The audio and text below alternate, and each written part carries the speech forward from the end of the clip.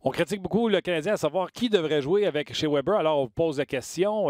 Quelle est votre solution pour le côté gauche du Canadien de Montréal? Également, des changements dans la formation du Canadien. Mais je ne vous dis pas qui tout de suite.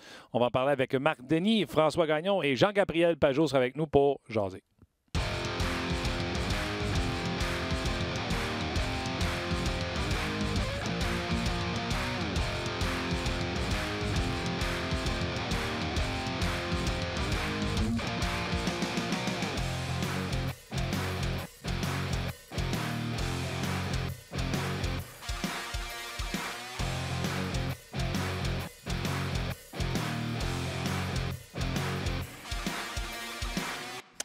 Bonjour et bienvenue à On Jase, édition du 17 octobre 2019. Martin Lemay avec vous en compagnie de Luc Dansereau. Salut Martin. Tu sais que lundi, tu as dit 2017. Tu as dit 14 octobre 2017. Il y a plein de monde qui nous ont écrit sur notre page On Jase. Donc, on est bien en 2019. Puis présentement, tu l'as bien dit. Très mauvaise année 2017 d'ailleurs. Ah. très mauvaise année. Okay. Salutations à toi. Content de te retrouver. Ben oui, moi aussi. Salutations également à Tim à la mise en onde qui est excellent et on l'aime. D'ailleurs, vous ne le savez pas, là, mais Tim, souvent, c'est un fan de hockey. Souvent, il me donne des réponses dans les oreilles. J'ai l'air brillant, mais souvent, c'est à cause de Absolument, tu fais bien de le mentionner. Exactement. Ouais. Il y a également Roxane qui regarde Tim. Et aujourd'hui, j'ai remarqué, Roxane n'est pas haute, Roxane. Pas grande. Je sais pas, manqué... OK. Ben, salut, Roxane. On entend rire, c'est drôle. Qui est aux médias sociaux? C'est une excellente question. Bon, ben on va le trouver d'ici la fin. C'est Tim Mouroc. Tim Mouroc. Qui communique avec vous, surtout sur Facebook. Donc, si vous voyez une réponse, on jase. Absolument. C'est pas toujours moi, parce que je peux pas tout faire, mais c'est Tim Mouroc qui vous salue également. Exactement. Ouais. Donc, on est rendu de plus en plus, grâce à vous autres, on jase, c'est de plus en plus une grosse équipe. Parce qu'il y a un temps, il y avait juste moi puis Luc, avec un cellulaire dans un bureau caché. Exactement. Exactement. OK, là, tout le monde, non, il fait pas jouer Suzuki, il fait pas jouer jeune. Boum! Ouais, boum, hein? C'est un... Ouais, boum, ce matin. Boum, certain. Tout le monde, hein? Fred Plante qui nous a écrit hier sur On Jase en disant Coudon, qu'est-ce qu'il y a Claude Julien aimé tant que ça Jordan Will? Ben, Claude Julien a écouté Frédéric Plante. Jordan Will est out. Nick Cousin va faire ses débuts ce soir. Ouais. Donc, Suzuki, qui joue 5 minutes par match de power play, reste dans la formation. Et Cale Fleury également sera dans la formation. C'est Fallen qui sera laissé de côté. Contre le pauvre Wild, dans la mesure où est-ce qu'ils ne connaissent pas un bon début de saison. Une victoire. Est-ce que c'était le bon moment? Tu sais, Guy Boucher, sur nos ondes, parle souvent de à quel point c'est difficile de rentrer quelqu'un dans l'alignement. Cale Fleury, avec le Wild qui a une victoire, est-ce que c'était le bon moment? Parce que Fallen avait joué quand même des pas pires matchs. J'avais pas ça, là, si on regarde la troisième paire avec Chariot Fleury, j'avais pas ça. Je veux voir ça, que ça va donner. Kulak avait été honnête de dire j'ai pas été bon pour le kid. Ouais. Kulak va quand même relativement bien avec Jeff Petrie. Donc, OK. Donc, vous connaissez les changements. Fait que déjà là, tous ceux qui étaient partis en peur sur Nick Suzuki, puis on ne fait pas jouer les jeunes, etc., on a notre réponse. Comme je vous l'ai dit tantôt, François Gagnon va se joindre à nous tout à l'heure. Même chose pour Jean-Gabriel Pajot. On sait que les sénateurs seront sur nos ondes ce soir. Après le match du Canadien Wild, ce sera le match des sénateurs qui sera sur nos ondes. Et dans quelques instants, on va aller rejoindre Marc Denis. Oui, Marc Denis, même s'il n'est pas sur la route, on va pouvoir y parler. On ne veut pas être trop longtemps sans parler à Marc Denis. Je suis tellement d'accord avec toi. J'espère, c'est toi qui me l'as dit, cette phrase-là. On ne veut pas être trop longtemps sans voir Marc Denis. Tu vois, regarde. Je trouvais ça bon. Il est là. Salut Marc! Hey, salut vous autres, comment ça va? Ça va très bien. Écoute, la tempête, ça finit pas dans tous les sujets. Les défenseurs, Nick Suzuki, on le met en rotation à l'entraînement, on va le sortir, c'est pas juste. Bang! Jordan Will n'est pas dans la formation ce matin, il n'affrontera pas le Wild du Minnesota. Non. Tu sais, Jordan Will, là, c'est pas qu'il a si mal fait que ça, c'est que, tu sais, c'est la pièce qui est remplaçable. Pour moi, tu sais, un gars qui prend des bonnes décisions, mais qui t'apporte pas autre chose, t'es capable de le remplacer. On devrait voir, je présume, là, en tout cas, on va voir Kotkaniemi sur le jeu de puissance à sa place aujourd'hui, puis tu peux aller chercher ce que lui t'apporte ou ne t'apporte pas, là. Je veux pas être méchant envers lui, là, mais tu peux aller le chercher ailleurs, alors que Suzuki, il a 20 ans, Armia joue en désavantage numérique, Lekonen aussi est excellent défensivement, Byron un statut au sein de cette formation-là. Fait que, si je compare aux autres joueurs qui ne sont pas sortis de la formation, mais qui demeurent, la corde raide, c'est pas le bon mot, mais qui pourraient t'en donner plus, Will devient le joueur qui est remplaçable parce que tu veux insérer un petit peu plus de caractère, d'hargne, d'ardeur au travail parce que tu veux remporter plus de batailles à 1 contre 1. Alors, moi, je trouve que ça se comprend. Puis, à quelque part, je suis un peu content parce qu'on voit ça et on se dit, ouais, Will, il joue beaucoup. Probablement que le coach, il l'aime, mais c'est sûr que le Canadien étant une équipe qui joue plus de jeux de puissance que d'infériorité numérique, ben, le temps de jeu va être peut-être disproportionné quand tu regardes Jordan Will qui joue sur une des unités principales du jeu de puissance. Ça veut-tu dire plus d'ouvrages pour Dano et Thompson sur les mises en jeu? Ben écoute, oui, il y en avait déjà plus d'ouvrages pour eux autres. Puis, tu sais, Will, c'est pas un succès. J'ai pas ces statistiques devant moi. Je pourrais les chercher assez facilement. Mais au niveau des mises en jeu, je pense pas que c'est... Écoute, peut-être qu'il est en haut de 50 là, mais avec l'échantillon, je ne peux pas dire que ça a été nécessairement un franc succès. Fait que je pense que ça se remplace assez facilement. C'est sûr que tu as juste Suzuki là, qui est habitué d'effectuer des mises en jeu puis qui est droitier dans ta formation. Fait que c'est sûr que tu t'enlèves un atout peut-être de ce niveau-là. Will est à 51 là, depuis le début de la saison. Fait que, c'est pas comme si tu enlevais un gars de 75 du côté droit, mettons. Là. OK.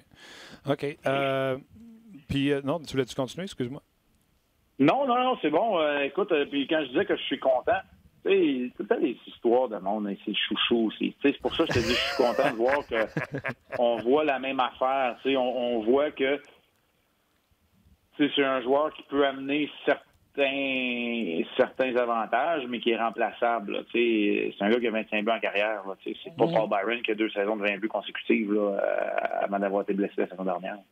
Exactement. Donc, OK. Et ça, de ce côté-là, on est content. Tu as dit, par contre, que c'est Kotkaniemi. On est content. Je suis jamais content qu'un gars ne joue pas. Là. Will ne mérite peut-être pas d'être sorti de la formation, mais il est remplaçable. Disons-le ainsi. On est d'accord, mais moi, je n'ai pas eu la critique très forte sur Will. J'entends Gaston Terrien qui jubile dans son salon. Mais ceci étant dit, ce que j'entends surtout, c'est que tu as dit c'est Kotkaniemi qui va prendre sa place sur l'avantage numérique. Avantage numérique qui, indépendamment des résultats, depuis 2 matchs, la rondelle se déplace et on est créatif. J'aime beaucoup ce que je vois sur l'avantage numérique. Ben, tu vois-tu, c'est drôle parce que j'avais la discussion ce matin avec Claude Julien, puis moi, je trouve que lors du dernier match, le premier match où l'avantage numérique t'a vraiment fait mal. Petrie a marqué, mais ça a été terrible le reste du temps parce que ton avantage numérique aurait pu te permettre de revenir dans le match en 3e période, puis tu n'as même pas été capable d'entrer dans la zone offensive. Fait que pour moi, le dernier match a été le pire du Canadien en jeu de puissance. Et il y a une unité, c'est l'unité où il y a Will, justement, où il y a Drouin, où il y a Weber qui en arrache. Si je me trompe pas, là, c'est l'unité de Domi qui a tous les buts en jeu de puissance jusqu'à maintenant. Si je me trompe pas, Petrie en a un, Domi en a un, Tatar et Armia en ont un en jeu de puissance. Fait que ouais, c'est ça. Fait que c'est toute la même unité que les buts. Bon point. Puis, tu sais, oui, il y avait le but mardi. Tu as raison. Non seulement il n'avait pas marqué, mais le Canadien avait du momentum à un moment donné, puis il y a un de leurs avantages numériques qui leur a enlevé l'air. Ouais. C'est ça. Oui, mais tu sais, Guy en a parlé, je pense, hier ou mardi. La rondelle circulait bien. Tu avais Suzuki qui était dans le cercle, mais il n'y a pas de lancer. C'est un peu ça, là, ouais, c'est ça. Ouais. OK. Fait que là, on va voir Kotkaniemi sur cette unité-là. Je dirais que les gens sur Facebook et sur RDS.ca sont vraiment contents de voir Kotkaniemi là. Sur l'avantage numérique. Ouais. Bon, rassure donc les gens là, qui sont inquiets pour nos jeunes qui ne jouent pas ou qui jouent moins ou qui étaient peut-être proches de se faire sauter son tour. Dans le cas de Suzuki? Oui, tu sais, les gens, tous les fois qu'on l'a fait mis en rotation cette semaine, là, il y avait comme le monde arrêtait de respirer. Ouais, mais moi, je ne l'ai pas vu comme ça. Tu peux envoyer des messages de plein de façons à l'intérieur d'un club. Non, moi, de la façon, je pense pas qu'il est nécessairement dans la discussion. C'est sûr que si à un moment donné, son niveau de compétitivité fait qu'il t'aide plus dans ton équipe, il va se retrouver à Laval, pas nécessairement sorti de la formation ou sorti de la formation pour une rencontre. Ça, ce serait pas grave, là. Mais non, je sais pas quoi dire pour les rassurer autres qu'il a joué 15 minutes encore le dernier match. Son temps de jeu, c'est 16 puis 15 minutes. C'est 3-4 gars à chaque match qui jouent moins que lui. Fait que, tu sais, moi, quand le monde dit qu'il joue sur la 4, il joue sur la 4, mais il joue 5 minutes sur le power play. Ouais. C'est qu'est-ce que tu veux de mieux? Puis la 4 à domicile, là, c'est parfait. C'est comme ça que tu es capable de protéger tes joueurs des confrontations qui vont être trop difficiles parce que tu as le dernier changement. c'est numéro 1, là. Kotkaniemi, c'est ce que Claude Julien a fait avec lui toute la saison dernière. Tu sais, on disait la 3, mais c'était vraiment la 4 dans le temps d'utilisation. Tu sais, je suis correct. Moi, j'aime ça parce que dans le fond, ce que tu me dis, quand le monde là... s'emporte, là, où tu me parles de Gaston qui s'emporte dans son système, je vais laisser le monde s'emporter. Tu sais, peut-être que le monde va dire que je suis trop tiède ou beige, mais tu sais, un athlète de la Ligue nationale de hockey, là, il faut que la ligne elle soit le plus droite possible. Là. Faut pas que ça ait l'air d'un électrocardiogramme. Là. Faut pas que ça monte puis ça descende. Là. Faut que ça reste bien droite le plus possible, puis en espérant qu'il y ait une pente montante bien tranquille vers le match 82. J'aime ça parce que t'es zéro beige, puis en plus, dans ce que tu dis, mais en tout cas, peut-être que j'interprète mal tes propos, mais on reproche à Claude Julien de ne pas faire jouer les jeunes et de ne pas les aimer. Fait que c'est ce que tu viens de dire. Il le met sur ce que le monde appelle une 4 à la maison. Il le protège. Il fait attention à lui. Il donne quand même 5 minutes sur le power play. Ça a l'air du contraire. Ça a plus l'air d'un gars qui en prend soin. Un gars qui en prend soin. Puis, tu sais, Kotkaniemi rentre dans l'année 2 de son développement. Puis là, une fois de temps en temps, comme un bon père, il a un petit tape ses doigts. Il enlève la console de jeux vidéo puis il l'envoie dans sa chambre un peu. Parce que quand ça va moins bien, là, à ta deuxième année, tu es supposé de comprendre un peu. Tu sais, à un moment donné, ça me fait rire parce que le monde qui chiale que Suzuki soit sa 4, c'est souvent le même monde qui chiale que Claude Julien fait trop jouer sa 4. C'est bon, ça. Fait que, voilà. Non, mais écoute, tu sais, je veux le voir Suzuki quand il y a un impact. Puis je suis convaincu que les matchs où il va vraiment l'avoir, là, on va voir plus de Nick Suzuki dans des bonnes situations. Puis moi, ça m'inquiète pas du tout. Là. Puis écoute, là, pendant qu'on continue l'entrevue, peut-être juste noter que depuis quelques secondes, je m'entends en écho là, dans l'entretien. OK. On va mentionner à Tim que tu t'entends en écho. OK. On a passé au peigne fin de la formation. Écoute, il y a la tempête Weber, Mété. Tu sais, moi, j'ai dit à la radio, puis tu pourras me ramasser si ça te tente. Là. La dernière fois que j'ai regardé, Mété était pris en 4e ronde. C'est pas un choix de première ronde comme McAvoy. Il n'y a personne qui a dit que ça allait être un gars de première paire. Fait que c'est peut-être les attentes des gens qui sont pas bonnes dans ce dossier-là. Et d'ailleurs, dit tout ça de Mété. C'est pas la faute à Mété. C'est la meilleure option qu'on a devant les autres joueurs qu'on a à Montréal et même à Laval. Donc, ceci étant tout dit, je pense qu'il faut vivre et laisser aller les choses avec les joueurs qu'on a. Ben, avec ce qu'on a, tu sais, c'est que la bouchée est trop grosse à prendre pour des gars comme Kulak et comme Mété. C'est vrai que Weber a ralenti, ça, il n'y a personne qui peut dire le contraire, mais en même temps, c'est sûr que tu as besoin d'aide aussi.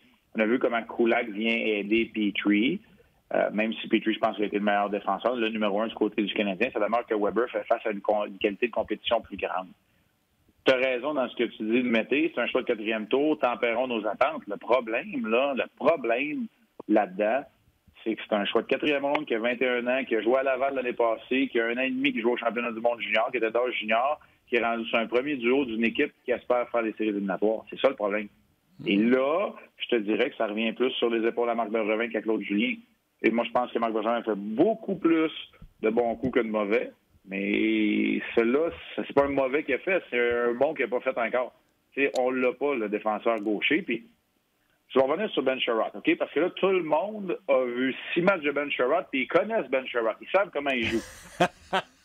Moi, là, quand je me prépare, tu sais, je te le dis souvent, quand j'ai vu un gars 5-6 games, là, je me garde une petite gêne parce que je le connais pas encore. Mon échantillon n'est pas grand, puis je pense que je connais le hockey. Fait que moi, quand le gars qui est dans son salon, qui a vu 6 games de Ben Sherratt, qui n'a jamais vu une game des Jets de Winnipeg, me dit il est pas bon.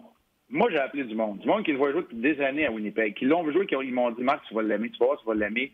Il est stable, il frappe, c'est un bon coéquipier. Faut pas trop y en demander, mais tu sais, il a une bonne shot. Il est quand même pas si mauvais offensivement. Fait que, tu sais, moi, je m'étais dit, OK, lui, il va faire sur un deuxième duo.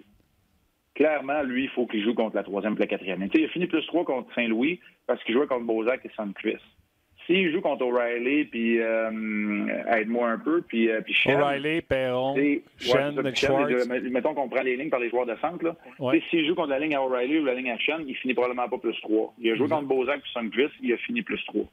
C'est un peu ça. Là, puis tu sais quoi, j'aime ça, la paire de Sherratt avec le jeune Fleury. Kulak l'a dit, il n'a pas été bon pour le jeune. Puis Kulak, l'an passé, puis cette année, il nous montre qu'avec Petrie, ça semble cliquer un peu.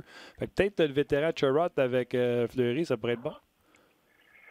Oui, ben j'aime ça parce que tu es un gars d'expérience. Tu sais, Sherratt a plus d'expérience que Kulak. Tu es un gars régulier qui est supposé d'être steady en bon français. Là. Steady, là, appelle ça comme tu veux, plus défensif, mais plus physique. ça peut bien compléter le travail de Fleury, alors que Kulak avait beaucoup d'atouts semblables à ceux de Fleury. Tu sais, Fleury va être peut-être capable de s'exprimer un peu plus offensivement. Écoute, j'aime ça, puis je suis content de revoir Fleury dans la formation, surtout avant tout. Oui, parce que là, ça commence à être long. Hein? Ça commence à être long. Tu sais, je vais te dire de quoi, là. Moi, j'ai pas de trouble une semaine dans la vie, c'est pas long, là. 4 matchs, ça paraît long, mais c'est une semaine dans la Ligue nationale de hockey. OK. Mais si Fleury n'était pas en uniforme ce soir, là, moi, pour la première fois, j'aurais levé le bras et j'aurais dit c'est pas correct. Tu jouais hier à Laval. Veux-tu bien me dire pourquoi il n'était pas en uniforme pour le Rocket? Tu sais, de pas l'envoyer à Milwaukee et à Rockford, je comprends. C'est un voyage, c'est pas facile. C'est un voyage commercial dans la Ligue américaine. C'est un voyage de schnout. Puis tu joues 2 en 2, tu reviens, puis peut-être tu en as besoin qu'on ne t'aime pas. Ça, je le comprends. Mais si mettons qu'il n'est pas en uniforme ce soir, puis qu'il n'aurait pas joué hier à Laval, là, j'aurais dit, première erreur. Hey, c'est 3 stations de métro sur la ligne orange, là. Ouais. C'est ça. Mais là, de le voir dans la formation, c'est parfait. Puis je veux qu'il y ait un temps d'utilisation qui va être proportionnel, évidemment, à ses performances, là, parce que les Canadiens, il n'y a pas de must-win au début de la saison, mais le Canadien doit gagner le match contre le Wild du Minnesota. Oui, qui ont une seule victoire et qui vont envoyer Alex Tallock dans le filet ce soir. Oui, mais Alex Tallock, c'est le meilleur des deux jusqu'à maintenant. Là. Il y a un jeu blanc contre les Sénateurs d'Ottawa, il a bien fait en relève, et Dubnyk se cherche comme beaucoup de joueurs du côté du Wild du Minnesota. Eric Staal, c'est pas un début de saison facile, c'est -9. Il fait froid là, à Saint-Paul au Minnesota, mais il fait froid chez Eric Staal aussi. -9, pas de but, une passe. C'est ouch. C'est -6 pour Parisé, c'est -6 pour Zuccarello qui joue pas parce qu'il est blessé. C'est des joueurs qui ont de la misère. Mikko va pas scorer encore non plus. Il y a des petits changements de la formation. Là, je sais que tu aimes ça avoir des nouvelles aussi. Là, Victor Rask, qui ne jouera pas ce soir, il est blessé au bas du corps. Okay. On va voir Ryan Donato, qui avait été tout feu, tout flamme à son arrivée au Minnesota, qui va jouer au centre. Okay. On devrait revoir Kevin Fiala, qui a été laissé de côté. Une décision de l'entraîneur lors du dernier match. Fiala devrait être de retour dans la formation. Et qui, j'ai entendu qu'il faisait un retour au jeu aussi, Sealer, le défenseur. Okay. Nick Sealer va être de retour dans la formation. Je présume qu'on va laisser Carson Soucy de côté, mais j'ai pas cette confirmation-là. OK, oui, non, mais c'est, comme tu dis, le Canadien se doit de gagner ce match-là, sauf que tu dis l'autre équipe qui ont juste une victoire, à un moment donné, ils vont finir par en sortir une grosse. Hein. Fait qu'il faut pas que les Canadiens prennent ça à la légère. Hein. Pas à la légère parce que le Wild est bon en échec avant. Là où le Wild a de la difficulté, c'est la transition. C'est pas une équipe rapide en transition qu'on va voir ce soir, c'est une équipe qui est bonne en échec avant, puis les batailles les longs des rampes. Mais les batailles les longs des rampes, c'est pas à force du Canadien. Fait qu'il faut que le Canadien amène le match entre les cercles, gagne ses batailles, puis il y a une transition rapide. Là, ça va aller mal pour le Wild. Si le match se passe le long des rampes, puis que le Wild installe son échec avant, là, le Canadien va avoir de la difficulté.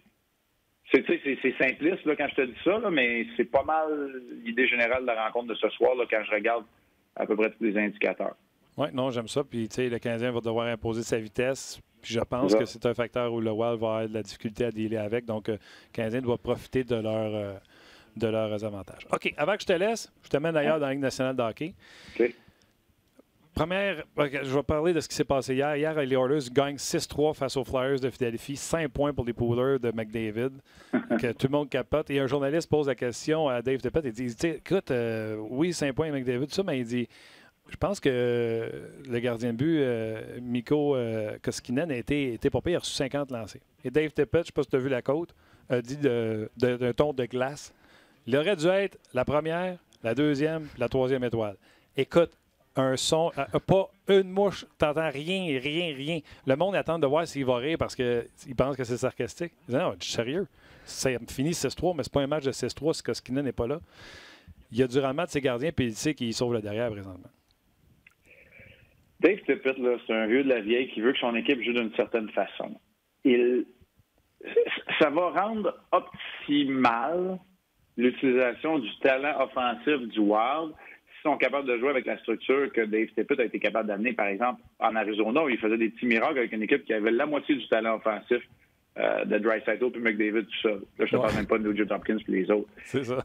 Donc, je peux comprendre que lui, le processus en ce moment, là, quand tu as une équipe qui va bien puis qui est quoi, 6-1, c'est ça, les Oilers? Les premières défaites hier là, sont rendues, c'est ça. Avant hier. Oui. Fait que, tu sais, s'ils sont 6-1, ben ça veut dire que c'est le processus parce que les résultats sont là. Puis ça me surprend pas un commentaire de même de Tippett. Honnêtement, là, quand je regardais ça sur le papier, Koskinen, Mike Smith, je me disais, pas sûr. Mais écoute, jusqu'à maintenant, ils font le travail. Je vais te dire une affaire. Mike Smith, s'il sortait un peu moins ou faisait un peu moins de niaiseries en dehors de son net, il aurait une bien meilleure moyenne de points mérités. Je pense qu'à date de partie que je l'ai vu, là, pas au highlight, il y en a 3 qu'il a donné. Oui, mais en même temps, si tu veux te débrouiller avec des défenseurs comme Brandon Manning puis Ethan Bear, puis c'est ça, faut que tu aies un défenseur puis Matt Benning, faut que tu aies un gardien de but qui joue la rondelle un peu. Oui, mais d'ailleurs, Tippett a dit de Smith qu'il sauvait à peu près 10 mises en échec à ses défenseurs par match. Oui, bien ça, les mises en échec, puis 2, de récupérer la rondelle quand tu as la face dans le vide. Si tu ne sais pas frapper, il y a des bonnes chances que ta rime sur la bande, puis demande aux alliés voir s'ils aiment ça. Fait que, moi, d'après moi, ça sauve plus que juste des mises en échec proprement dites. Mais, écoute, c'est sûr qu'il nous a donné 2-3 déjà cette année. Je les ai vus, ça fait les Sport 30, là. Mais c'est sûr que Mike Smith est un bon gardien pour manier la rondelle. Mais, nous autres, on est habitués de voir Carey Price. Là. Carey Price est efficace et il fait beaucoup, mais Mike Smith le fait encore plus et est plus audacieux. Oui, plus risqué. Un peu. Hey, Tim, ça s'est toujours pas réglé, par exemple. Je m'entends encore en écho, mais c'est pas si mal. OK, je te laisse avec une dernière question. Oui. Comment t'expliques, tu sais, Price joue pas bien, puis moi, j'ai dit, même si les chiffres sont pas là, regardez les matchs, il sauve il y a des chances A+ sur lui. Je suis peut-être en train de me donner la réponse à ma question. Là. Comment t'expliques qu'il y a des gardiens qui font si bien puis qui ont des chiffres abominables? Alors, on dit qu'on est en début de saison, les défensives ne sont pas settées. Puis, à l'autre bout du spectre, tu as des Rask, des Halak, des Gibson qui ont des statistiques épouvantablement incroyables. C'est 941 pour Gibson, entre autres. Comment tu expliques qu'on est comme aux deux opposés présentement dans la Ligue nationale de hockey alors que c'est le début de la saison pour tout le monde? Bonne chance, ton top 10, Marc. Oui, bonne chance pour mon top 10. Ben, la réponse primaire, là, c'est l'échantillon est trop court. Okay. C'est trop un petit échantillon pour l'instant. Tout va se stabiliser. Fait que, si on faisait une recherche là, au match numéro 6, 7 de toutes les équipes, à chacune des années, on verrait aussi les gros écarts. Les écarts s'amenuisent au fur et à mesure que la saison avance. Ça, c'est la réponse mathématique, statistique et facile. Ouais. L'autre chose, tu l'as parlé, puis tu as raison, tu t'es répondu un peu, c'est la qualité des occasions de marquer qui sont données en ce moment. Puis pour le Canadien, ce sont des occasions de grande qualité. Ils étaient 31e, je pense qu'ils sont 30e maintenant pour le nombre de chances de qualité données. Ça s'est amélioré dans les 2 derniers matchs, mais ça demeure que le Canadien en donne trop. Donc, pour ça, tu as besoin d'un meilleur travail défensif. Tu sais, regarde l'exemple du Canadien versus Vasilevski. OK, Vasilevski non plus n'avait pas les bons chiffres. Mais on l'a vu, il a bien joué au dernier match, mais le Canadien a tiré beaucoup de l'extérieur. Ça a été le pire match du Canadien pour les tirs de la zone privilégiée, du bas de l'enclave, des meilleures occasions de marquer. Mais pourtant, Vasilevski, écoute, la 2e ou la 3e étoile a fait 30 carrés, puis ça a aidé ses statistiques. Quand Price va avoir un match comme ça, où l'équipe adverse ne viendra pas dans le centre de la glace au milieu puis va avoir des tirs de l'extérieur à la profusion parce que l'équipe va tirer de l'arrière, ça, c'est l'autre affaire. Là. Quand ton équipe est en avant, c'est sûr que l'autre équipe va avoir plus de tirs au but. Ça ne veut pas dire que ça va être de la grande qualité, mais ils vont tirer au but parce qu'ils vont vouloir revenir dans le match. Fait que ça, c'est l'autre phénomène qui ne s'est pas passé pour le Canadien. Le Canadien n'a pas mené dans aucun match. Il n'a jamais pris les devants, puis protéger cet avance-là, puis continuer d'appuyer sur l'accélérateur. Laisser l'autre équipe tirer de l'extérieur, diriger des rondelles au filet, laisser le Carey Price travailler. C'est pas arrivé encore. Puis la dernière affaire qui est zéro scientifique, moi, je l'ai vécu toute ma carrière, puis c'est drôle, j'en parle à des gardiens 2019, ça n'a pas changé. Jouer avec un petit coussin, là, jouer avec une avance, là, c'est toujours plus facile. Ben, en tout cas, j'ai hâte de voir ton classement et où tu vas mettre, je vais te nommer un nom. Grosse fin de saison l'an passé, il reprend où il avait laissé, Darcy Kuemper. J'ai bien hâte de voir ce que tu vas te mettre. Écoute, on attend tout le temps Randy Ranta, puis Kuemper est bon. Il y a Dubnyk que je pense pas qu'il va se retrouver dans mon classement. Mais écoute, j'ai encore du temps. Hein? On le fait au quart de la saison maintenant. Okay. Il y a une raison pour ça. Fait que, tu sais, on devrait le faire à peu près entre 18 et 22. Chaque équipe va rejoindre 18 et 22 matchs. Fait que, on a encore un petit peu de temps. Là. OK, j'ai hâte de voir ça. Tu as raison. Le début de saison nous fait mentir. Puis c'est pas toujours les gars qu'on attendait. Puis... All right. J'ai hâte mais John Gibson, là, je fais pas le saut tant que ça. Là, parce que tu l'as toujours mis, man. J'ai été critique, par exemple, parce que je disais, lui, là, ses statistiques de tir reçu sont gonflées en même. Plusieurs monde qui me disaient ça, mais beaucoup de gens m'ont dit, lui, il n'est pas loin de faire partie de l'élite de façon constante. Tu sais, il n'y a juste pas d'équipe devant lui, mais ils ont un bon début de saison. Ouais. Un gros 9,41 pour lui, 2 pourcentage derrière. En tout cas, regarde, on a hâte de te regarder à soir, Canadien Wild. On rappelle que c'est à 19h. C'est le fun, ça, Marc? T'arrives plus de bonne heure chez vous? Oui, on va vous parler ce soir. Pierre-Raymond va vous parler de Nick Cousins. On va vous parler des batailles à 1 contre 1. On va vous parler de certains vétérans aussi qu'il va falloir qu'ils se lèvent quand on est à domicile contre le Wild. C'est ça. Nick Cousins, c'est bon. On a besoin de savoir c'est qui avant qu'il commence à jouer. Oui, exact. On va vous en parler pendant la période d'échauffement dans 360. Ça commence à 6h15. Ça. Thank you, Marc. Bye. Bye. Salut, bon match. Ah, c'était bon. Effectivement. En plus, ce soir, je l'ai devant moi, là, c'est les Chiefs qui vont pas bien par les temps courts. Il y aura également le match du jeudi soir. Tu sais, honnêtement, tu tripes sport. Là. Oh, on a la série mondiale. Ouais. On a le football. Puis on a le Canadien. Hey, c'est bien. Si tu fais pas des plaies de fesses en regardant RDS, tu n'en feras jamais. Moi, je fais du vélo stationnaire pendant ce temps-là. Ça fait bouger. Moi aussi, ça m'empêche de dormir. Oui, c'est ça, tu n'as pas le choix. Écoute, c'était le fun, le petit bloc sur les gardiens. Ça met en perspective bien des affaires aussi. Là. Puis j'ai aimé l'aspect échantillon aussi. L'échantillon est court. Ouais. Puis ça vaut pour tout le monde. Là. Oui, pour tous les joueurs, toutes les positions. Exact, tu as raison. Tu te souviens, là, dans les prédictions, là, on a pas mal tous l'air fous à quelque part. Là. Tu sais, les gars de Sicard, qu'on va sortir des tableaux bientôt. Tu sais, fou. Non, mais tu sais, les Stars de Dallas à la Coupe Stanley. Là. Les Stars de Dallas, c'est 1-6. Tu as vu, j'ai écrit un texte sur le RDS.ca? Oui, j'ai vu ça. Tu as vu ce que j'ai écrit, c'est Stars? Que le retour de Corey Perry, le rapide, j'ai vu ça. Puis que la production offensive de Radulov, Séguin et Ben était... 8 points au total 9 à 4 joueurs en 7 matchs. C'est matchs. tout 1 point ou 2 points. Ça, je l'avais lu. En 7 matchs. Jamie Benn n'avance plus. Effectivement. Pavelski... On parle pas de Jordy, là. On parle de Jamie. Là. Non, Jamie rattrape Jordy présentement. Pavelski, c'est pas capitaine de vitesse non plus. Non. Radulov, là, il patine comme un enchaîné, mais c'est pas un beau patineur, c'est pas un rapide patineur. Là, c'est pas avec l'arrivée de Corey Perry que. Non.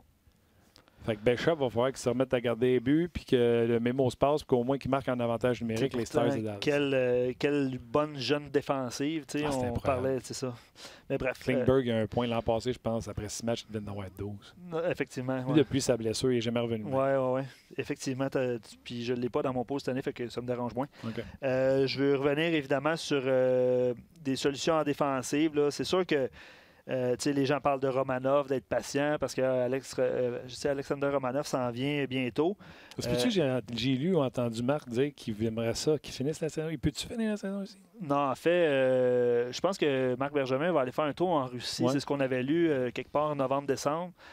Pour essayer de le convaincre. Tu vas avoir un défenseur gaucher là, qui est capable de jouer avec chez Weber. Ouais. Et on te demande, mettons, Romanov, Paling, premier choix. Tu le fais-tu? Non. Tu réponds à la question. Non, mais exact. Puis, non, les gens, là, on vous demande Romanov, Paling, premier choix pour un défenseur gaucher. Le faites-vous? Puis la réponse, ça va être non. Puis honnêtement... Ben, si votre réponse est non, vous faites comme nous autres, vous dites, on live and let die avec Mété. Exact. Puis je reviens sur Mété. Robert, sur Facebook, dit qu'il n'est pas dans la bonne chaise, on le place pas dans une situation idéale pour un jeune. Là, il parle de Chariot, tout ça, qu'il faut être patient, effectivement, à cause de l'échantillon. Sur notre page, on jase, Dominique dit « Je pense que Mété peut jouer dans un top 4, mais il faut lui laisser du temps. » C'est Dominique qui écrit ça. Mais c'est quoi les talents à Mété? On jase, là. Puis je l'aime, je ne suis pas en train de dénigrer. Rapidité, il défend avec ses pieds. Il gagne ses batailles 1 contre 1? Ouais, c'est difficile. C'est difficile parce qu'il n'est pas très physique. Sa portée, c'est pas très ça. Il lance pas non. T'as le meilleur shot que lui, c'est pas des farces. On pensait qu'il s'était amélioré. Là, il shot pas. C'est-tu un gars qui est sneaky à la bleue, qui va faire une feinte, le gars va passer tout droit et il va trouver quelqu'un? Il n'y a pas de feinte, Mété? Je le trouve bon, pas en zone offensive. C'est ce que je te dis. Ouais, donc, s'il fait des points, c'est parce que maintenant il va sneaker puis il va venir. Oui. C'est un bon. Il va pincher sur l'allié pour empêcher la sortie de zone. C'est ce qu'il fait bien. Oui. Puis il sort bien la rondelle aussi. Là. Dans zone défensive. Au-delà de ça, c'est Mété. Demandez-en pas plus. C'est ça. On pose la question à François. Salut François. Oui. Allô François. Comment ça va? Vas-tu mieux, François? Oh, moi, je vais très, très bien. Non, je vous écoutais, puis j'ai écrit ça après le match de mardi, parce que pour moi, ça sautait aux yeux. Mais là, tu sais, ça lève encore toutes sortes de débats, puis il y en a qui aiment mieux les jeunes que les vétérans. Il y en a qui prétendent que Shea Weber, il est fini, puis qu'il peut plus jouer dans la Ligue nationale d'aujourd'hui. Il y en a même qui prétendent que Mété passe son temps à sauver les fesses à son partenaire de travail, et c'est pour ça qu'il paraît si mal que ça. Alors que, honnêtement, honnêtement, là, Shea Weber a ralenti, c'est clair. Shea Weber a sa part de blâme à assumer, c'est clair. Mais le maillon faible dans ce duo-là, en ce moment, c'est Victor Mété et non Shea Weber. Puis, c'est normal. Il y a 21 ans, choix de 4e tour. Il n'y a personne qui a dit que c'était Carl McCarr ou Charlie McAvoy. Exactement. Mais en fait, tu as raison sur la première portion de ce que tu as dit. Ce n'est pas un super-héros, mais comme c'est souvent et trop souvent le cas à Montréal, il est resté ici à sa première occasion. On en a fait un, je te dirais, pas un super-héros, mais on l'a placé sur un piédestal beaucoup trop haut par rapport à ce qu'il est. Et on a peut-être fait la même chose avec Jesperi Kotkaniemi l'année passée. Et j'ai peur qu'on soit en train de faire la même chose avec Nick Suzuki cette année. Et peut-être Kale Fleury, on verra qu'est-ce qui va arriver. Mais on a tendance, à Montréal, à surévaluer les joueurs qu'on aime et à démolir sans raison les joueurs qu'on aime moins ou qu'on n'aime pas du tout. Ça prend toujours un souffle-douleur. Oui, puis tu sais, c'est correct qu'il y a des gars qui sont plus responsables. Tu sais, il y a des gars qui s'exposent à être des souffles-douleurs. Je parle de mon préféré des dernières années, David Schlemko. Tu sais, écoute, il s'aidait pas. Christian Folin s'aide pas dans certaines circonstances. Est-ce qu'il pourrait devenir un souffle-douleur? Oui. Carl Alsner en était un facile. Mais tu sais, à l'inverse, il faut aussi qu'on enlève nos lunettes roses parce qu'on a vu un beau jeu pendant une séquence en match préparatoire d'un gars, puis 3-4 beaux jeux dans une saison, puis ça, en dépit de ça, on fait abstraction d'une majorité de jeux qui sont soit ordinaires ou qui soient des erreurs. Et c'est ça qui est le maudit problème, c'est qu'on dirait qu'on veut pas voir les choses négatives quand on s'est dit « Ah, ben regarde, il est rendu bon, il est jeune, c'est notre futur, c'est notre avenir. » Tu sais, lors de ces 2 premiers matchs, Kale Fleury a fait des erreurs qui ont contribué directement à des buts. Est-ce que c'est grave? Bien, dans la Ligue nationale, oui, c'est grave parce que ça peut te causer des défaites. Mais est-ce que c'est normal? C'est bien évident que c'est normal. Et là, il faut s'amener à l'autre élément de discussion, c'est de dire, est-ce qu'on veut avoir une formation du Canadien de Montréal avec Kale Fleury, avec Nick Suzuki, avec Jesperi Kotkaniemi, avec Ryan Poehling, avec tous les jeunes dans des rôles importants, quitte à perdre cette année puis l'année prochaine? Mais si votre réponse à ça, c'est oui, dites à Marc Bergevin d'échanger Weber puis Price tout de suite parce que ça donne rien de les garder avec l'équipe. Alors, il est là le maudit problème du Canadien dans nos analyses, dans nos évaluations. On aime trop ceux qu'on aime, on déteste trop ceux qu'on aime moins, et on a tendance à tout vouloir en même temps.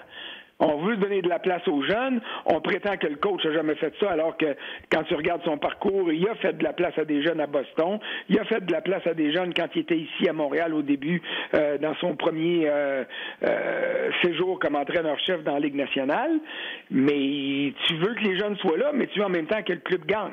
Tu sais, il y a quelque chose qui n'est pas clair là-dedans. Là. Ouais, il y a plein d'affaires dans ce que tu viens de dire, là, mais là, Luc veut raccrocher. Attends une seconde. Oui, il y a plein d'affaires, puis je pense que c'est parfait, ce genre de discussion-là. On va mettre fin au Facebook Live. On va discuter avec François, puis Jean-Gabriel Pajot, des sénateurs, qui s'en vient un petit peu plus tard. Mais gardez vos commentaires. Pour ceux qui ont écrit sur Facebook, là, je sais que vous avez été nombreux à écrire. Venez discuter sur RDS.ca, on poursuit ça immédiatement. Absolument, ouais. On raccroche. Voilà, c'est fait. Il y a l'ami Simon Servant, François, qui nous écrit par rapport à Weber puis Mété. Là, je vais aller ça un petit peu plus tard. Vas-y. Ah, OK. Ben non, tu peux le lire tout de suite. Il est actif sur Twitter. Exact. Il n'est pas toujours d'accord avec moi, puis c'est bien correct. Je suis pas toujours d'accord avec lui. Tu le connais? Puis c'est bien correct aussi, mais il amène toujours des points de réflexion qui sont intéressants, puis j'espère que je fais la même chose. Tu le connais? Je ne le connais pas, je ne l'ai jamais rencontré. En passant, je lui dois un six-pack de coke, par exemple, parce qu'on a déjà pris une gageure, puis j'y avais dit que je le rembourserais, puis je vais rembourser, parce que j'honore toujours mes dettes. Mais je pense qu'il va m'en charger un 6 de plus, parce que je pense que ça fait 1 an et demi ou 2 ans que je ne l'ai pas payé. Il travaille à la presse canadienne. Oui, je sais. Ah, j'adore ça. Il parle de Weber, il dit il n'est pas fini, mais oui, Mété doit aller récupérer plusieurs rondelles derrière lui en dump and chase. Il dit regardez encore ce soir, vous verrez, les joueurs respectent moins Weber qu'avant en ce début de saison. C'est son commentaire. Attendez une seconde, je vais mettre les pendules à l'heure pour les gens. Là, OK? Parce que Weber est plus lent, on ne chip pas en arrière de chez Weber. On chip en arrière de Mété pour que Weber soit obligé de croiser et aller le chercher. Et souvent, Mété va faire le signe à Weber, je vais aller la chercher quand même, en sachant qu'il va subir la mise en échec. Fait que, il y en a, puis il n'y en a pas. Mais je vais revenir à ce que Guy a dit hier. Chez Weber, laisse-les avec un vétéran défenseur à côté de lui qui est capable de s'occuper de lui tranquille. Vous allez voir ça qu'il va avoir beaucoup moins de défauts que les gens y en trouvent aujourd'hui. Bien, c'est bien évident. Écoute, lundi soir, mardi, là, contre Tampa Bay, chez Weber a disputé un mauvais match de hockey. OK? Je vais le défendre souvent. Mardi, il était pas bon. OK? Mais de là à dire qu'il n'a plus sa place dans la Ligue nationale, et surtout, et c'est ce que Sim Servant mentionne là, de dire que Mété vient à la rescousse, c'est pas vrai, ça. C'est pas vrai parce que quand tu parles aux dépisteurs professionnels qui viennent voir le Canadien avant que leur club s'en vienne, ils font tous les mêmes rapports. Rentrons du bord à Mété. Puis on va être obligé de faire déplacer Weber du bord à Mété pour venir l'aider. Et là, il n'est plus en mesure de revenir de son côté. Alors, en voulant aider son partner, parce que c'est ce qu'un défenseur doit faire en tout temps, Weber s'expose maintenant et expose ses vulnérabilités qui sont rendues plus évidentes à cause de son manque de vitesse ou de sa baisse de vitesse, parce que ça n'a jamais été un marchand de vitesse, là, Weber. C'est une autre affaire. Puis la Ligue accélère. Fait que visiblement, il décélère. Si tout le monde accélère, sauf lui. C'est la conséquence. Lui, mettons, lui baisse un peu, puis la Ligue augmente, l'écart est encore plus grand. Là. C'est de la correction négative. Alors, ça, c'est évident. Mais de prétendre là, que Mété vient à la rescousse de Weber tout le temps, ça, je m'excuse, c'est pas vrai. Et c'est un reflet de la manière dont les équipes jouent quand elles affrontent le Canadien et que Mété et Weber sont sur la glace. On attaque le côté de Mété pour déstabiliser Weber, puis on va pouvoir en bénéficier d'un bord ou de l'autre. C'est clair. Puis, tu sais, j'enlève rien à Mété, là. Il était repêché 4e ronde. Lui, il n'a rien demandé. Malheureusement pour lui, c'est ce qu'on a de mieux à gauche. Mais Mété, c'est pas McAvoy, là. Les gens qui veulent faire le comparable avec Chara, là. Chara, il renaît depuis que McAvoy est là. McAvoy, c'est une bête. Il prend des minutes, il patine, il prend les mises en échec. C'est sûr que McAvoy et Mété, c'est pas dans la même conversation. Mais non, puis McAvoy, il y a de l'offensive pour vrai, ce qui fait que Chara prend plus de chance à l'attaque, puis il se met en position vulnérable parce que lui aussi, il a vieilli, puis il a ralenti. Mais ça, c'est tout à fait normal. Tu sais, j'étais en attente, là, tantôt, vous parliez c'est Luc, je pense, a demandé les qualités de Mété. Ben, écoute bien, les 3 premiers coups de patin en transition offensive, ça se limite à ça, là. Quand je parle, il y a des qualités, mais ces qualités dominantes, c'est ça, sa qualité dominante. Il y a un beau coup de patin, mais qu'est-ce que ce coup de patin-là donne en offensive? Pas grand-chose. Puis quand il arrive à la pointe, puis qu'il va winder up, excuse l'expression anglophone, il n'y a pas un gardien de ligue de garage qui va se mettre ses talons parce qu'il va dire « Oh, bâtin, ça va me sciller aux oreilles, là. » Non, moi, je donnerais le départ au rouge, François. Bon, mais, tu sais, c'est ça. Alors, quand on parle de Charlie McAvoy, Zdeno Chara peut envoyer la rondelle de son côté, puis dire « maudit qui est bon », puis le regarder aller, puis s'occuper de la défensive. C'est ça, un sain partage du travail et un partenariat qui est efficace. Okay. Dans la situation qui nous occupe, Mété, c'est le moins pire peut-être de la gang en ce moment, quoique j'aimerais ça voir Kulak avec Weber, parce que je pense que Kulak ferait mieux, mais comme j'ai écrit dans mon texte de mardi, ça resterait un band-aid sur une plaie ouverte, là. La solution à ce problème-là vient pas de Mété, vient pas de Weber, vient pas de Claude Julien, mais elle doit venir de Marc Bergevin qui doit trouver un défenseur qui est capable d'occuper ce poste-là.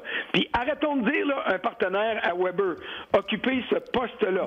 Parce qu'en ce moment, le défenseur numéro 1 en droite du Canadien, c'est peut-être plus Jeff Petrie que chez Weber, mais si tu mets Jeff Petrie sur le premier duo contre tout le monde, tout le temps, les meilleurs, ben il va falloir que tu y trouves, lui aussi, un vrai partenaire, parce que c'est pas Kulak qui va faire la job ou sur une base permanente, du moins, je pense pas. Il y a tellement de portes ouvertes, là. Je sais que tu vas intervenir. Vas-y, parce que là, déjà, là, avec Bergevin, je veux juste faire poser la même question que je t'ai posée tantôt à François. Hein? Oui. On sait que Bergevin est sur le marché. Mettons qu'il essaie de packager Mété avec quelque chose pour avoir son défenseur gaucher. Là. Puis là, le directeur gérant il fait « Oui, non, ça m'intéresse, mais c'est Romanov. » Ou c'est Poehling. Tu veux un défenseur... Romanov, je ne le donne pas. Ben, c'est ça. C'est pour ça qu'on est là. Mais oui, puis quand le monde met Mété dans l'équation, mettons que toi, tu es Marc Bergevin, puis moi, je suis un des autres directeurs généraux de la Ligue. Ouais. Puis tu veux venir me chercher un bon défenseur vétéran gaucher, puis tu me dis, m'a donné Mété. Ben moi, je vais te répondre, Martin, hey, tu me prends-tu pour un cave? S'il n'est pas assez bon pour toi, pourquoi il sera assez bon pour moi? Parce que je te donne un premier choix avec Mété. Ah, là, tu jases. Ben, le directeur gérant que tu es va répondre, oh, oui, ça prend le premier choix, mais ça prend le premier choix et Romanov pour avoir un gaucher qui va te jouer 25 minutes. Bon, le Canadien a pas assez d'effectifs défensifs, surtout à gauche, pour se permettre de perdre Romanov. C'est moi, c'est ma perception de la situation. Le Canadien a des joueurs au niveau de l'attaque qui sont très prometteurs. Est-ce que moi, je serais prêt à prendre une chance puis à perdre un gars comme Suzuki ou un gars comme Poehling?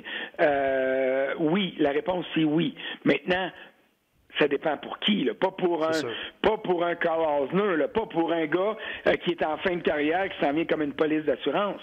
Mais amène-moi un défenseur qui vaut la peine, qui, demain matin, fait du Canadien une meilleure équipe et qu'il fera dans 2 ou 3 ans encore du Canadien une meilleure équipe. Et là, oui, je suis prêt à sacrifier un des jeunes. À l'attaque, pas Romanov à la ligne bleue. Ouais. OK, attends, moi j'ai une question. L'an passé, Jake Muzzin, défenseur gaucher, est parti aux Leafs de Toronto en échange d'un premier choix qui est devenu, by the way, Tobias Bjorkfoot, qui joue déjà dans la Ligue nationale avec Drew Doughty, Sean Durzi et Carl Gunstrom. Je te parle pas, il n'y a pas de Ryan Poehling là-dedans, mais ça va te coûter un premier choix et, mettons, un Poehling. Tu sais, eux autres, ils ont donné 2 à 7, là. Pour un Jake Muzzin. Oui. Je t'ai pas parlé de Morgan Riley, là. Non. Jake Muzzin. Exactement, qui était apprécié par certains. Je me souviens que François Beauchemin, qui travaillait avec nous autres à l'antichambre, m'avait ramassé comme il est capable de le faire d'un coin de patinoire, parce que moi, les rapports que j'avais sur Jake Muzzin n'étaient pas forts. Et mes espèces d'espions autour de la Ligue me disaient faudrait pas que le Canadien se vide trop pour un gars de même parce qu'il pourrait être surpris. Mais François Beauchemin m'avait dit t'as pas joué souvent contre lui, ça paraît, parce que il est fatigant puis il est solide, c'est une patinoire. Puis il donne des bons services, je te dirais, au Maple Leaf. Sauf que je donnerais pas la fin du monde. Là, tu sais, Toronto en avait grandement besoin parce qu'il était vulnérable. Je te dirais même qu'ils sont encore plus vulnérables que le Canadien. Mais il reste que si tu veux aller chercher ce genre de joueur-là, il faut que tu sois prêt à payer. Est-ce que tu vas payer trop? Ben peut-être, mais il faut juste que tu t'assures de pas te dégarnir trop à ce moment-là. Mais il y a des chances à prendre dans ces situations-là. Et moi, je pense que le Canadien se doit de prendre cette chance-là parce que Carey Price veut gagner, parce que Shea Weber, il rajeunira pas. Hein? Il n'y a personne qui rajeunit. Alors, il faut que le Canadien gagne maintenant avec ces joueurs-là. Puis, dans 2-3 ans, on ne sait pas si Poehling, puis Suzuki, puis Kotkaniemi vont être des gars susceptibles de permettre aux Canadiens de gagner la Coupe Stanley. OK. Ben, c'est le plan. Ouais. Juste le bénéfice de nos éditeurs, en 2020, le Canadien a un choix de 2e ronde, a 2 choix de 2e ronde, un choix de 3e ronde et 4 choix de 4e ronde. Oui, pour un repêchage qui va être à Montréal, donc on veut parler souvent. C'est ça. Ouais. C'est ça. OK. Des choses que tu as dites que j'ai gardées en note, puis là, que tu m'interviens, aussitôt que tu veux lire un commentaire d'un auditeur. Tu as parlé tantôt de Claude Julien. 2 choses, je veux te dire là-dessus. Tantôt, parler avec Mardini, on s'est rendu compte finalement que Claude ne doit pas les haïr tant que ça, les jeunes, parce qu'il fait jouer Suzuki, ça à 4, comme tout le monde dit. Ça le permet de l'utiliser à Montréal contre une 3, contre une 4, de se faire valoir, de ne pas avoir l'air fou, puis il donne 5 minutes d'avantage numérique. À quelque part, quand tu regardes ça, Claude Julien aime peut-être plus ces jeunes joueurs que le monde pense. Ben oui, c'est bien évident. Il a joué 1 seconde de moins que Jeff Petrie en avantage numérique mardi soir. Et c'est Suzuki qui a été devant Domi, devant tous les autres, l'attaquant le plus utilisé en avantage numérique. S'il ne l'aimait pas, il ne donnerait pas du temps de qualité comme ça. Et de faire jouer un jeune sur un trio troisième ou quatrième trio, c'est pas un signe que tu l'haïs. Au contraire, c'est un signe que tu manages son temps pour l'exposer le moins possible aux gros problèmes. Tu sais, après le match de mardi, j'ai demandé à Mété comment ça se fait qu'on ne voit plus autant en transition offensive. Qu'est-ce qui fait la différence? Ben, il dit la différence, c'est qu'à ma première année, je jouais contre les troisième et les quatrième trios, puis je pouvais me permettre d'y aller. Là, j'affronte les meilleurs trios de l'autre bord, puis il faut que je pense à la défensive en premier. Alors, les transitions offensives passent en deuxième. Il faut que je commence par aider mon partner qui est Weber, mon gardien qui est Price. Il faut que je gagne les combats le long des bandes puis derrière le but, ce qui ne gagne pas souvent. Alors, ça explique pourquoi on le voit moins en transition offensive. Mais là, c'est plus un jeune, Mété, c'est sa 3e saison. Alors, si tu mets Suzuki, puis tu mets Poehling quand Poehling va venir, puis que tu mets Cale Fleury contre les meilleurs éléments à l'autre bord, viens pas me dire, il y a du monde qui vont dire « Wow, ils font confiance aux jeunes, bravo! » Ben, m'excuse, là, mais tu les exposes à des problèmes, puis en ce qui me concerne, il y a plus de risques que de bénéfices à faire une chose comme celle-là, alors que de manager sainement le temps de glace d'un jeune, puis en lui donnant du temps de qualité pour l'aider à bien paraître quand les circonstances sont positives, ça s'appelle bien gérer ces jeunes et ça s'appelle les traiter comme du monde. OK. Je veux juste, par exemple, j'en ai parlé à la radio, là, quand il était question que Suzuki soit rayé de la formation, j'ai bien utilisé le temps de verbe. Suzuki pourrait être rayé de la formation. Est-ce que c'est donc dire que l'allergie de Claude aux jeunes joueurs est revenue? Et je m'explique. Quand il a été congédié à Boston, la première chose que Don Sweeney a dit à point de presse, c'est « On va commencer à faire jouer les jeunes joueurs ».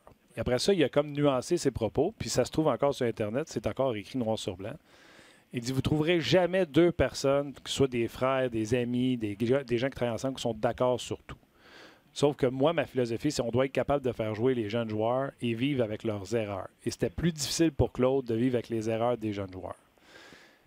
Claude, j'ai l'impression, puis je ne leur reproche pas, mais lui, ça fait 2 ans qu'il dit qu'il ne fait pas les séries.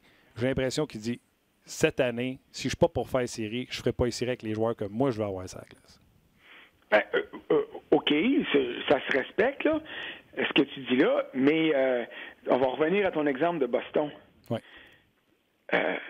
La première année que Pasternak était là, il était pas mal moins efficace qu'il l'est aujourd'hui. Ouais. Fait que Pasternak, quand il était encore jeune, mais moins jeune, sa 2e année puis sa 3e année, c'est bien plus facile de lui donner du temps de glace puis de le laisser aller. Les premières saisons, c'est plus important de faire de la saine gestion. On l'a vu avec Galchenyuk à Montréal au début, puis c'était pas Claude qui était là, c'était Michel Therrien qui était là. On l'a vu l'an passé avec Kotkaniemi. On l'a gardé en début de saison, il a donné bien des chances. Il a marqué des buts à Montréal. Il était intéressant, il était très intéressant à voir en première moitié de saison. En deuxième, il jouait moins bien. Fait que tu veux que le coach fasse quoi? Qu'il continue à vivre avec ses erreurs, là? Tu sais, le coach, là, c'est le seul gars dans l'organisation avec le gardien numéro 1 qui est payé pour gagner. Lui, là, c'est les victoires puis les défaites qui vont faire que tu vas dire qu'il a fait une bonne job ou une mauvaise job. C'est pas le développement. Puis malheureusement, des fois, il arrive une situation comme Michel Therrien l'a vécu à Pittsburgh, où tu es remplacé en cours d'année, puis le développement était rendu au point qu'il avait besoin d'un survoltage, et puis tu as un coach qui arrive et qui se rend à Coupe Stanley. On l'a vu l'année passée avec les Blues de Saint-Louis. Est-ce que c'est à cause de Mike Yeo que les Blues ne gagnaient pas en début de saison? Il y avait peut-être une partie de blâme à assumer, mais le changement d'entraîneur a amené cette équipe-là à mieux performer. Un nouveau gardien est arrivé. Les circonstances ont été favorables à Craig Berube, puis il a gagné la Coupe Stanley. Mais tu sais, ça ne veut pas dire que Yo n'aimait pas les jeunes, puis ça ne veut pas dire que Claude Julien n'aimait pas les jeunes à Boston s'il était un peu plus dur avec des gars qui arrivaient, puis maintenant on les regarde et on dit, bon, c'était le temps qu'on leur fasse de la place. Tu sais, Claude Julien, si je me souviens bien, il était à Montréal quand Plekanec a fait le saut dans la Ligue nationale. Il était tout jeune. Il a-tu nuit au développement de Plekanec? Ben non. Plekanec, pendant des années, qui devait être un centre numéro 3, était le centre numéro 1 du Canadien. Par défaut, tu diras, mais il a certainement eu une belle contribution de son coach. Tu sais. Ça, là, c'est le genre de préjugé qui part, puis qu'il est répété ad nauseam sans jamais vraiment être analysé. Tu sais, m'a t'en donné un autre. Jacques Martin, c'est un maudit coach plate, puis défensif, puis tout ça. Mais quand il coachait à Ottawa, puis qu'il y avait le trio d'Alfredson qui était un des meilleurs de la Ligue, puis il y avait Marian Hossa qui est arrivé, là, il y avait des joueurs qui permettaient d'ouvrir le jeu.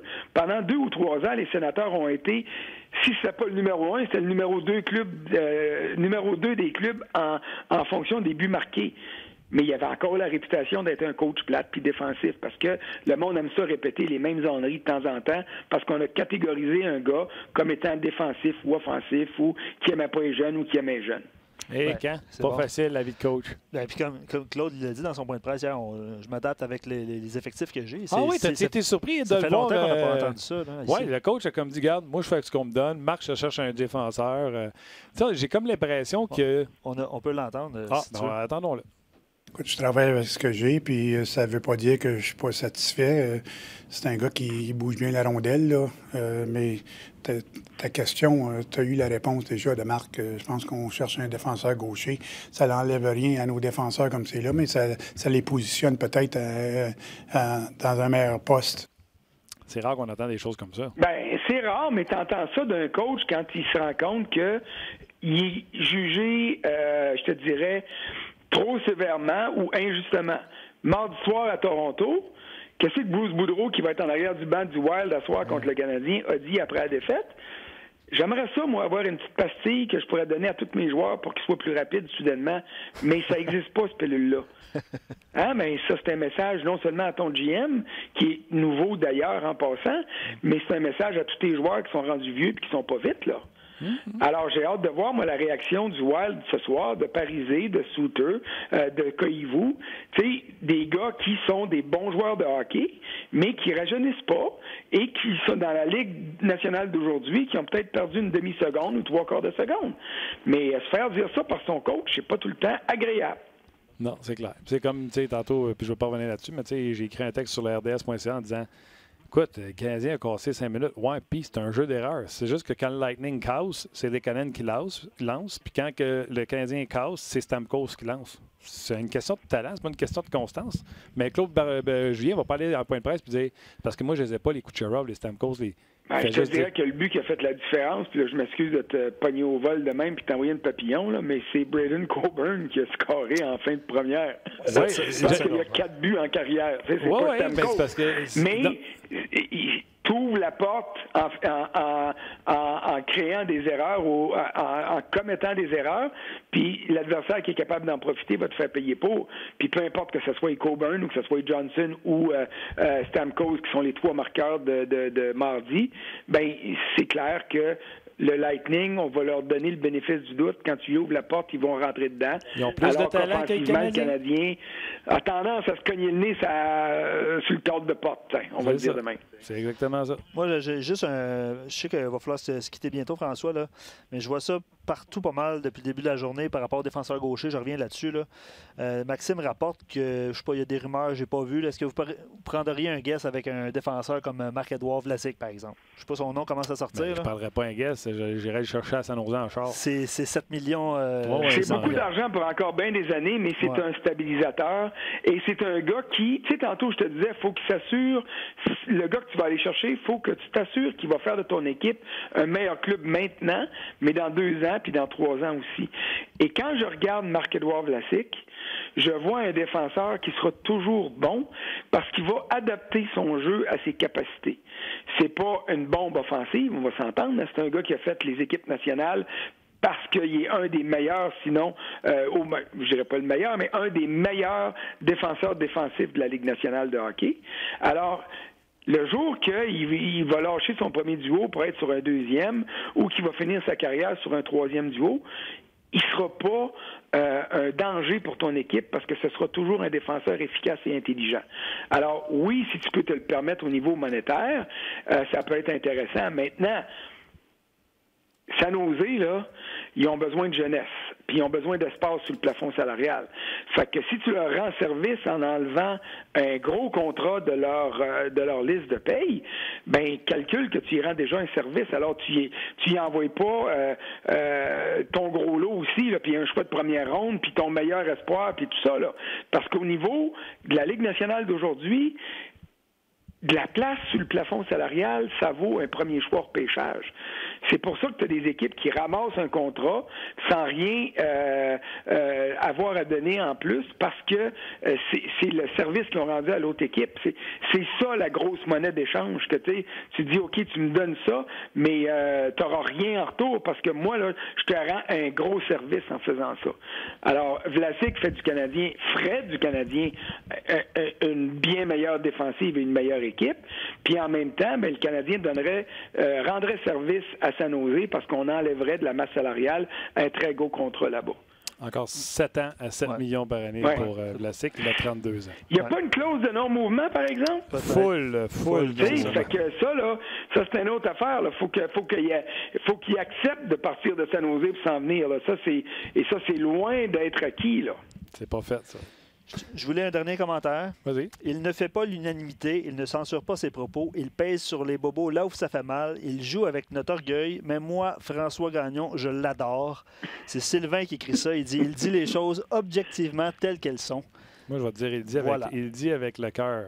C'est assez rare que François Gagnon il est dans la demi-teinte. Non, ben écoute, j'aime ça, parce que j'aime ça que les gens disent « Je suis pas d'accord avec toi, mais tu me fais voir les choses d'un autre côté, puis on y pense. » Puis si après y avoir pensé, là, un amateur ou une amateur est pas d'accord avec moi, c'est bien correct.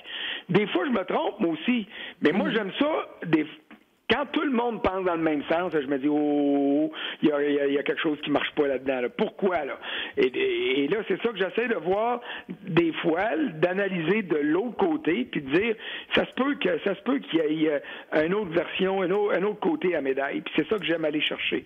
Puis en bout de ligne, quand on discute en gang de même, puis qu'on expose nos points de vue, ce qu'on pense qui est bon, ce qu'on pense qui est mauvais, bien, généralement, on va avoir une meilleure opinion quand on va avoir tout mis ça ensemble, puis qu'on va avoir pris du bon puis du mauvais de chacun, puis on va avoir un meilleur portrait.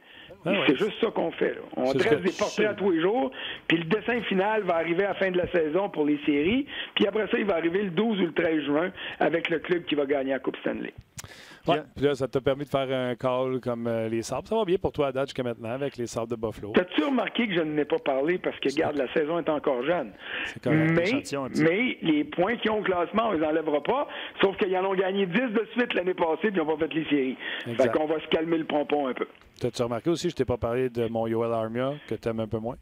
Ah, mais écoute, il aura beau scorer 30 goals, je ne l'aimerais pas plus, là. Ah, okay. Ça n'a pas rapport. Mais il y a une autre affaire que je voulais te dire. As-tu checké New Jersey? Je pense qu'ils sont déjà à moins 75 là, après 5 matchs. Ça règle des comptes, là, présentement. François Martin s'en va. On verra bien ce que ça va donner, mais quand tu n'as pas de goaleur de but dans la Ligue nationale de hockey ou dans une ligue de garage, tu gagnes pas. Écoute, François, Martin a échappé ses dents, il est parti, ses écouteurs sont partis, ça revole partout. Et ça, il est de retour. Digne de Mohamed Ali. Et il est de retour. Écoute, Tom Fitzgerald, je ne sais pas si tu as vu ça, l'assistant directeur général hier sur la glace pour la pratique. Ouais. Écoute. Ben, sais-tu quoi? À moins que Tom Fitzgerald soit capable d'arrêter des rondelles comme gardien, ça ne donnera pas le vrai problème. Le pire, c'est que Schneider, gros camp d'entraînement, grosse première game, se blesse, puis pareil depuis ce temps-là. J'ai hâte de voir la suite. Qu'est-ce que François t'a toujours dit pour les camps d'entraînement? Regarde ça d'un œil, ça vaut pas la peine d'ouvrir l'autre. Pas en tout. D'après moi, j'ai pas pris le bon. Salut. Bonne fin de journée. Salut à toi, bye. Salut, bye. Je n'abandonne pas. Les Devils ne sont pas morts. Non. Écoute. Petit changement de coach, on ne sait jamais. Écoute, les Blues étaient derniers l'an passé. Oh oui. Tu peux arriver. Moi, c'était les Panthers que j'ai prédit haut, puis ça n'a pas un super bon début de saison non plus. Écoute, honnêtement, ça soulève les passions. J'adore le genre de commentaires. Puis tous les défenseurs gauchers y ont passé pour jouer avec Weber là, depuis l'émission. Le Kulak, c'est loin. Là. Tout le monde est Canadien. Évidemment, TJ Brodie est revenu, Brodin est revenu. Gustus Bear. On en parlait à la fin de la saison passée. Je pense que ça fait 2 ans qu'on parle de ça. Je pense qu'il joue 2-3 minutes en avantage numérique. Puis après ça, c'est 11, je pense. OK. Bon, je pense pas qu'on le joue beaucoup avec les Flyers. J'ai beaucoup aimé l'exemple de Pasternak. Je sais qu'on est allé voir la page en même temps.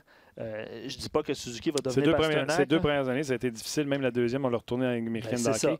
Mais c'est parce qu'il a commencé la saison avec Claude et il l'a fini avec Cassidy. Fait que je suis allé voir s'il y avait moins de points au début de l'année avec Claude et après ça a explosé avec Cassidy. Non, ça a bien commencé avec Claude. Ben, c'est ça. Fait que, puis ces 2 premières saisons, c'est 46 matchs du début puis 51 matchs, 15 Donc, buts. soyez patient. 3e saison de Suzuki avec Claude, ça va être bon. Ben, ça se peut, mais ça ne veut pas dire que ça va être ça, mais ça se peut que ça soit ça. OK, peut-être. La 3e saison avec Claude, d'après moi, ça se peut que ça n'arrive pas non plus. Ça se peut aussi. Ça se peut aussi. Ça se peut.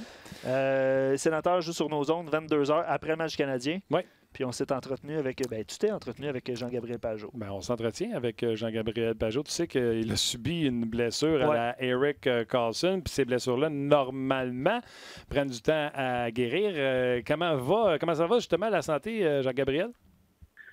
Oui, effectivement. C'est une blessure qui est très longue. C'est certain que le timing, quand ça arrive, tes premières journées du camp l'an dernier, c'est ça qui était le plus dur à avaler. Mais les joueurs, on est tellement bien entourés. On a tellement des bons trainers qui sont là pour bien nous encadrer, travailler sur nous autres à chaque jour, que ça m'a tellement aidé. Je pense qu'on est chanceux d'avoir toute cette aide-là. Ça m'a aidé à revenir. C'est revenu en 4 mois l'an dernier. C'était un peu rapide. Je dirais qu'un an aujourd'hui, après la blessure, c'est là que je me sens vraiment 100%. L'an passé, quand je suis revenu, je pensais que j'étais à mon 100%, mais tu le vois. Je commence vraiment à le sentir que j'étais à mon 100% revenu. Après une longue été d'entraînement, ça m'a donné beaucoup de temps pour mettre de la force dedans. Là. Comment ça va maintenant avec le nouvel entraîneur? Ça se passe bien. C'est quelqu'un, je pense que quand tu as un nouveau entraîneur, il y a tout le temps une petite période d'adaptation. Quand tu as des nouveaux joueurs aussi, tu apprends à les connaître, tu essaies de bâtir une chimie avec eux. Je pense que la période d'adaptation, on l'a eu durant le camp. On a eu quand même des bons matchs, mais on sent encore qu'on est dans la période d'adaptation. Je dirais que c'est un coach qui est très intense. Il y a des bons détails. C'est quelque chose qui nous aide. C'est quelque chose qui nous aide beaucoup, surtout quand on a une jeune équipe comme ça. Je pense que c'est important d'avoir un coach puis un coaching staff qui vraiment sont vraiment attardés sur les détails. Là. Ça nous aide vraiment. Il dit que ce sera difficile cette année de jouer contre les Sénateurs. Tu es d'accord? Oui, exactement. Je pense que c'est l'identité qu'on veut, c'est la culture qu'on veut présentement avec les Sénateurs. C'est ça qu'on veut bâtir.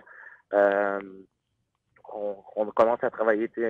Quand tu es jeune, les coachs disent tout le temps, tu pratiques comme tu vas jouer. C'est un peu comme ça qu'on aborde toutes nos journées au travail, toutes nos pratiques.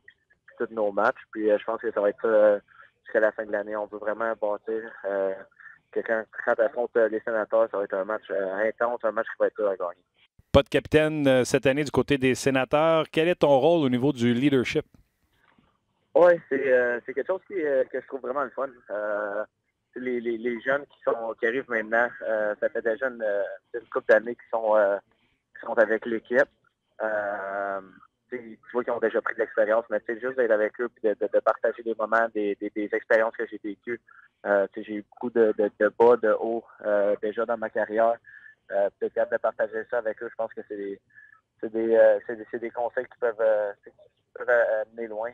Mais c'est tellement des bons joueurs, ils ont des bonnes têtes sur les épaules. Je pense qu'on a juste présentement un bon noyau de joueurs, un bon groupe de joueurs, puis une bonne esprit d'équipe. Là. Trouves-tu l'avenir rassurant? Non, c'est ça. C'est vraiment promoteur. Les jeunes, ils arrivent, ils ont du talent. C'est malade. C'est le fun pour moi, pour les autres. D'avoir les Chabot, les Ketchuk, les White, les Brandstrom. Il y en a tellement que j'oublie maintenant comme ça. Mais d'avoir le jeune talent comme ça, le jeune talent qui arrive comme ça, je pense que c'est juste promoteur de voir qu'ils s'engagent avec l'équipe pour plusieurs années. Ça montre qu'ils ont confiance en l'organisation. C'est une belle confiance en l'organisation envers les joueurs aussi. Puis je pense que ça va juste donner la chance à tout le monde de vouloir travailler puis pousser pour arriver au même but. Selon toi, est-ce que les fans comprennent ce qui se passe avec l'organisation, que c'est nécessairement là, un peu plus qu'un reset? Oui, c'est certain qu'il faut que ça soit compris.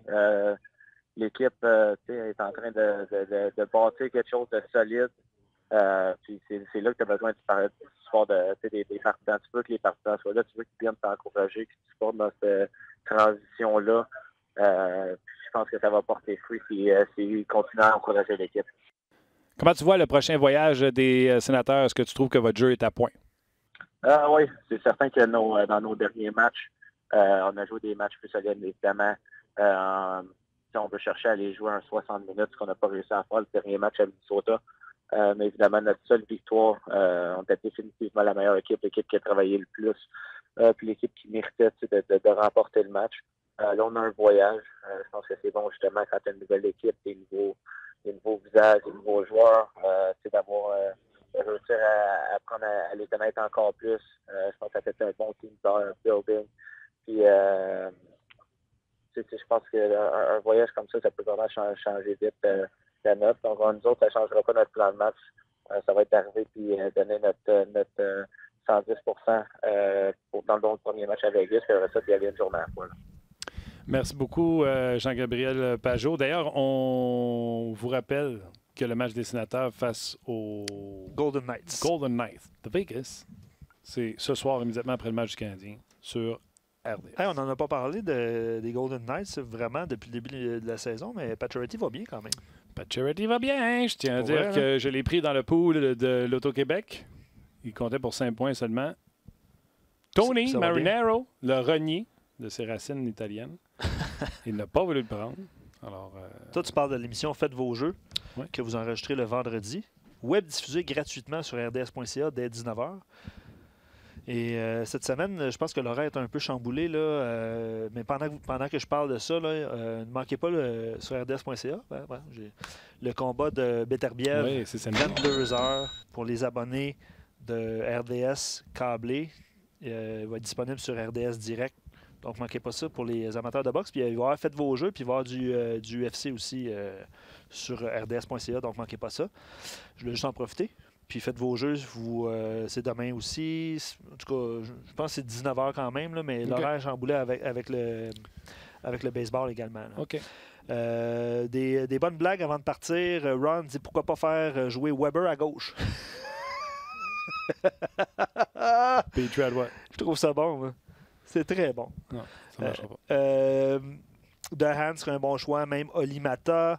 Les gens ont réagi sur Vlasic aussi, 7 millions jusqu'en 2025-2026. Alexandre a un petit peu de misère avec ça. Il faudrait peut-être que les Sharks gardent un petit peu de salaire. C'est des options qui ont été envisagées par les auditeurs qui ont beaucoup d'imagination parfois, puis on adore ça parce que c'est ça le show. Ça en prend de l'imagination. Tu sais, tu appelles un directeur général puis il n'est pas intéressé à quelque chose. Faut pas que tu raccroches puis tu fais il n'est pas intéressé. Faut que tu reviennes avec une autre proposition. C'est sûrement ça qui se passe. Encore plus original pour le secouer. Qu'est-ce que ça prend? C'est sûrement ça qui se passe. Il y a des choix repêchage, il y a des garder du salaire. François en a parlé tantôt d'être créatif. Oui. Là. Fait que c'est un peu ça. Chuck dit je doute que les Sharks laissent partir Vlasic. Il faudrait regarder des équipes qui en arrachent. Dallas, Arizona. Je pense qu'il y a Pittsburgh aussi. Il y a des jeunes défenseurs. Il n'y a pas de place. Pas de gars pour jouer sa première paire. Tu vois, Alec Martinez, c'est Tim qui nous dit ça. Est-ce qu'on l'aime? Tu sais, à Laval, là, les gens suggéraient... tu sais, à Laval, il y a Xavier Ouellette. On le connaît, on sait ce qu'il peut apporter. Il y a Olofsson qui a connu un match difficile hier. Pour ceux qui ont regardé le Rocket sur RDS, c'est pas évident, mais il revient au jeu. Il n'a pas joué. C'est ça fait 2 ans qu'il n'a pas joué. Est-ce que ça pourrait être une option éventuelle? Puis évidemment, Romanov. Simon disait Romanov, la valeur de la KHL, lui, il aimerait mieux laisser partir un Romanov qu'on n'a pas vu, qui a peut-être même pas de valeur qu'un Suzuki et un Peeling, par exemple. Fait que c'est ce genre de discussion tout au long de l'émission, puis c'était super intéressant à vous lire, comme toujours. Absolument. Tu échanges Romanov, il devient McDonough. Puis on fait encore! Il y a quelqu'un qui a suggéré McDonough. D'après moi, le Lightning ne le donnera pas. Ben, pas cette année. OK. Pas cette année. All right, Luc Dansereau, excellent. Merci beaucoup. Merci beaucoup également à Tim sur Facebook. Et merci à Tim et à la Roxane. mise en onde qui a été excellent. Et la très grande Roxane. Salutations et on se voit demain. C'est le retour et la première apparition cette saison de Chris Boucher. Oh. Donc, préparez vos questions. On va y aller pas juste de stats avancés, là, mais on va essayer de jouer avec ça. Donc, Chris va être avec nous demain. All right. Un gros merci d'avoir été là. Ce soir, ne manquez pas le match canadien Wild sur nos zones RDS 19h. Bye bye tout le monde.